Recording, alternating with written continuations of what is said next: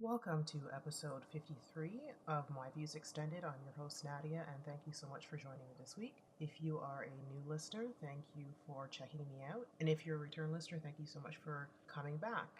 You can listen to My Views Extended on my blog, nadiadanella.com, or you head on over to YouTube where closed captioning is available. My YouTube channel name is at Nadia Danella, NADIADONELLA. Your views, shares, and likes are very much appreciated. Sign up if you head over to the YouTube channel. Sign up is free and takes a couple minutes to subscribe.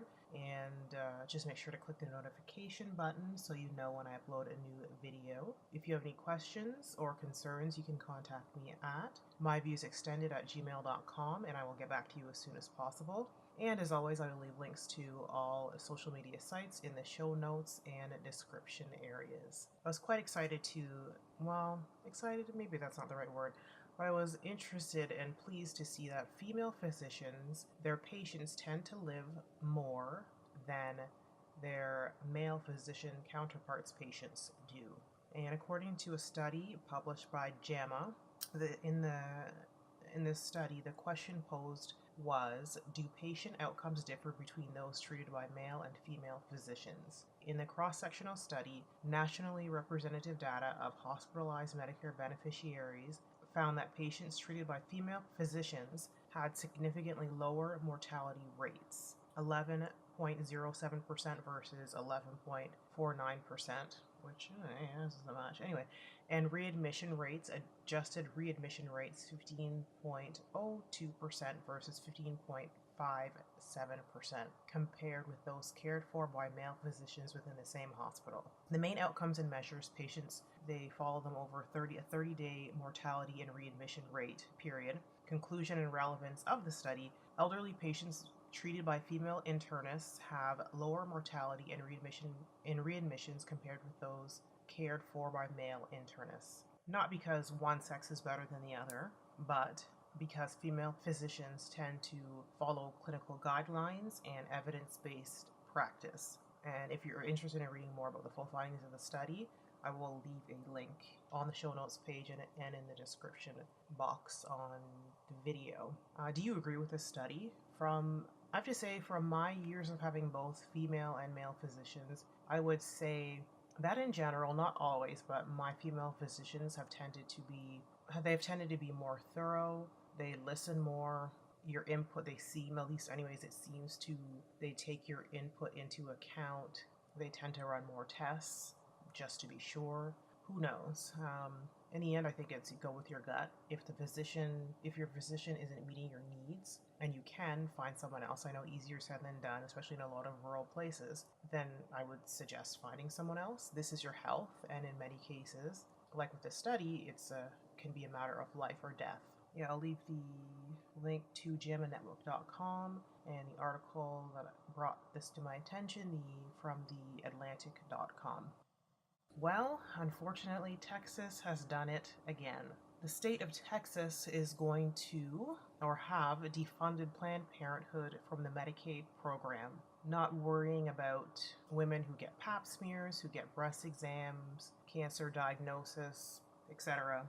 It's all about the abortion services that they provide, and I'm not getting into whether that's right or wrong, but we all know from the past and current that the lawmakers in certain states don't give a crap about women, and this defunding Planned Parenthood from the Medicaid program just drills the point home. Obviously, for these state legislators, governors, etc., the small percentage of abortions that are performed by Planned Parenthood is more important than the overall health of women. But I'm sure that when they allegedly send their daughters or their mistresses out of the country to get their abortions, the rules don't apply to them. So hopefully the appeals process has begun. Planned Parenthood and the services that they provide, sometimes providing them for free, and in many cases providing them for free or at a reduced rate, has saved many people's lives over the years. But let's just stick on one point. Good job, Texas. It was yesterday evening, Christmas Day, and I was saddened to learn my sister hollered out that George Michael died. And we found out today that according to his publicist, he died of heart failure at home, died peacefully at home in his sleep. And if you've listened to anything, I'm not really big on celebrities and following every bit of whatever foolishness is going on in their life. But there are a few celebrities who, when they pass away, it does touch me because, whether it's their music brings about feelings of nostalgia, first memories, whatever. But yeah, it's really sad to hear that George Michael, that he passed away on Christmas Day, and really I still listen to his music today. I get just as much joy from it as I did when I first heard his music as a child when he was with Wham. And I will admit it here that George Michael was my first musical crush ever. Everybody, well, not everybody, but I think most people, if music is a part of your life, whether it's music, movies, television, whatever, that you have that your first musical crush, first TV crush, first movie star crush. He was my first musical crush. I had dreams of him seeing me all the way in Canada and then him falling in love with me and spending the rest of our lives together. Well, little did I know. I was a little girl and little did I know. But anyway, yeah. The last time that I saw George Michael perform, I've never seen him live, unfortunately, was during the 2002 London Olympic closing ceremonies. I thought it was a Paralympics, but I just looked it up just to be sure, and it was the 2002 London Olympic closing ceremonies. And it's unfortunate because, I don't know if you listen to music from, before 1990 something, 90, that he was on my list of people to see in concert before they die or before they retire. And unfortunately, he is going to be one of those people who I will not get to see on that list. Yeah, so rest in peace, George Michael. My favorite Wham song is probably Freedom. No, yeah, Freedom. And there are a few that come close to second, but that's probably my favorite song. It just kind of makes me feel the most nostalgic and I just feel happy inside when I hear that song. I love that song. I don't know why, I just love that song. I love the video. It's just one of my favorite songs of him and Andrew were Wham.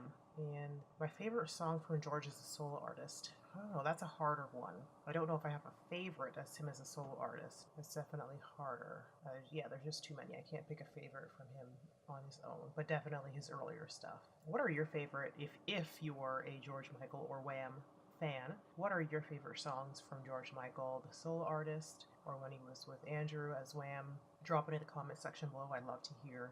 Yeah, or were you one of those lucky people who were able to see Wham as a group or see George Michael as a solo artist? I'd love to hear that story. That'd be pretty awesome.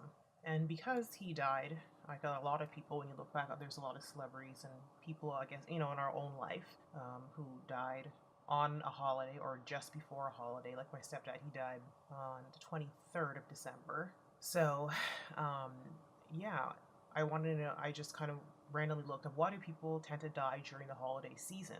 And I did find something. According to the Journal of American Heart Association, it has nothing to do with the cold weather or the rise in flu. And of course, because a good half of the world doesn't have cold weather during Christmas, they're on the other side of the equator, so they have warm weather or they just don't get really cold weather. And we know the flu tends to pass around because most people are indoors more, and yeah, so that's why the flu seems to fly around during the colder seasons, depending on what part of the world you're in. Anyway, so according to them, it has nothing to do with cold weather. They did a 25-year study, and they found that it most likely has to do with the fact that people are celebrating with family and friends, traveling, etc. Generally, people are just busy with the holidays, so that if they're feeling unwell, they tend to put off going to the doctor or even to the hospital, which of course makes a lot of sense. We tell ourselves that, oh, we're just feeling tired, run down because of the season and the busyness and the holiday parties and the entertaining and just, the hype and the expectation, or that your doctor's office is closed for the holiday, or that, I do feel really bad. But I don't want to spend the Christmas Day or Christmas Eve or New Year's Eve in the emergency room. And yeah, all of those make sense, but I have to tell myself, if I feel bad, I'd rather spend the day in the ER versus my family having to spend the holiday planning my funeral, which, yeah, planning a funeral during the holiday, any holiday, is not a pleasant thing. It's pretty crappy. So if you feel like crap, get to your doctor if you can, and if your doctor's office is closed for the holiday, go to a walk-in clinic or a hospital if you can. Don't let it wait, because for the people who are left behind, that the holidays are tough enough in general, but when we're mourning the loss of people that we love and care about, it sucks. I'll leave that link. That is from Jaha at ahajournals.org. Quote or saying of the week: "It is not wanting to win that makes you a winner. It is refusing to fail." Author unknown. I could definitely agree with this one. It is refusing to fail. You know, our failure may not be at a single task, but just at life in general, life itself. Many of us, many if not most of us, have suffered some kind of through something that made us want to just give up, let it go, move on, try something else. But just the fact that we are still here, that we get up every day, that we go to work, that we take care of our kids, go and volunteer, do whatever it is, means to, various extents that we have not given up. So I definitely say pat yourself on the back for not giving up, just getting up, even like taking it down to the basics. Say you lost your spouse or your child, or your house burnt down or something horrible, and the fact that you get up, get in the shower, get dressed, go to work, take care of your kids, take care of yourself, you pay your bills. Just the fact that you're doing the basics, even if it's the basics, because your mind is sometimes not really there when you're grieving, but just the fact that you're getting up and you're making an effort instead of just lying in bed or sitting on the couch, and pulling the cover over you and just hibernating and not participating in life. Just that basic, getting up and doing the basics, I believe that is refusing to fail. So I'm going to give myself a pat on the back because I deserve it, and I'm going to virtually give you a pat on the back if nobody else has done it for you, or if you're not doing it for yourself. If you're getting up and you're just, even if it's just basic survival stuff, and you're getting up and doing it, here is your pat on the back. It is not wanting to win that makes you a winner. It is refusing to fail. What I'm grateful for this past week. I'm grateful for a decent holiday. It was just me and my sister and my best friend, and I just did a Christmas lunch, kept it very simple. There was no big turkey or roast or anything. What do we do? We did cauliflower, Brussels sprouts, vegetarian lasagna roll-ups, potato latkes, because I always have to do my latkes. What else? Oh yeah, chicken breast and stuffing. And because I tried to make some vegan cupcakes from a recipe that I don't do. I just wanted to try something different, and it was a colossal fail. So I went ahead and made some very simple Rice Krispie treats, and that was good. So yeah, it was a very simple lunch. It was a Christmas lunch, and it was simple, and we just chatted and ate and chatted, and it's definitely different from the big family dinners that I'm used to. Yeah, it's different. I'm not gonna lie and say I don't miss it, even though some of my family members can annoy me. I would lie. I'd be lying if I said that I didn't miss that. I do miss them. I miss my family. I miss it. So yeah. Anyway, it wasn't filled with sadness. It wasn't filled with despair. So I'm grateful for that. I'm living with what is, not once was. I think that's very important.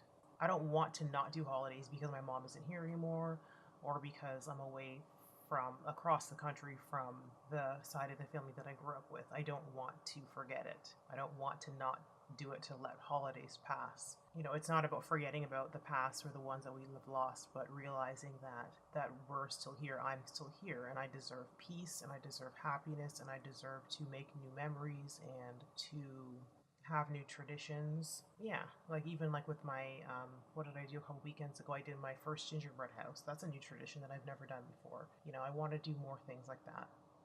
They're simple, but I think they're important to build on memories and build for the future, because who knows what my future is going to hold. If you believe in an afterlife, when it comes to family members who you have lost, and if you believe in an afterlife, I have to believe, and I tell myself that I will see them once again. If you don't believe in an afterlife, be happy that, when you're feeling sad and, nostalgic and I miss them and I wish they were here, just be happy that they're not here. They're not here to deal with the crap that we have to deal with on this earth. They're lucky, whether you believe in an afterlife or not. There's a lot in this earth that is great, but there's a lot in this earth that is pretty crappy, and I often tell myself that they're lucky. They're the lucky ones. They're hopefully in a better place, and they don't have to deal with this nonsense that we have to deal with on a regular basis. So, I guess, I don't know, for those who are missing family and stuff, who are gone, family, friends that are gone, it's not the best of circumstances, but do whatever you have to do to help you cope and move on. And that's different for everybody. And I'm just sharing what I've been doing currently, and that could change in the future. But yeah, I just have to continue to live and make new memories and be grateful and remember, but not dwell on what once was. Because for me, that's just not healthy. Thank you for tuning in to episode 53 of My Views Extended. I would love to hear feedback and comments of what you think of this podcast and the topics that I've discussed this week. Please drop your questions or opinions respectfully in the comment section, and I will get back to you as soon as possible. You can listen to My Views Extended at nadiadanella.com and on YouTube, where you can subscribe, like, rate, and or leave a comment, and where closed captioning is available. I will leave links in the show notes, and as more listening platforms are added or changed, I will let you know. Have a happy new year, and I won't see you next week, but I will see you in the second week of January 2017. Please be safe. Don't drink or drug and drive, please. There's still plenty of time left to arrange a ride home, whether that's through public transportation, designated driver, your own feet, or having an extra blanket and sleeping area for your guests to stay in until they sober up in the morning. I personally will be at home and off of these crazy streets. Yeah, Happy New Year and be safe. Till next time, this is Nadia.